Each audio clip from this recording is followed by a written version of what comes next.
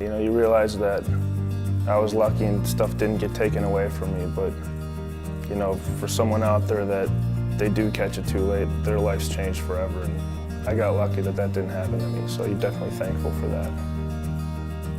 Before his senior year of high school, Valparaiso pitcher Trevor Haas went to the doctor after his teammate noticed his right throwing shoulder seemed more swollen than normal. The first doctor I went to didn't find anything eventually. They just said, go get an ultrasound, and when I went there they found a blood clot in right under my shoulder.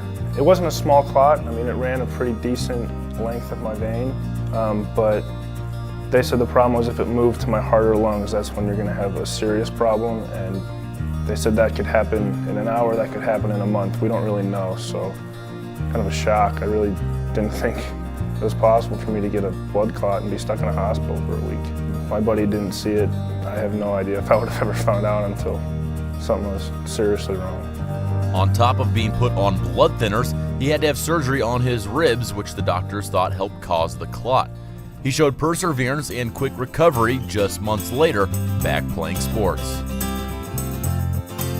I played basketball in high school too, so most of the, I'll call it the feeling out process, came during basketball, you know, when you're starting to move around again. So, you know, shooting was a little bit weird at first, but by the time I was playing baseball, I didn't even think about it, you know. Maybe once or when something felt weird, I was like, oh, maybe that's something, but not really. I had done enough athletic activity by then to not really worry about it.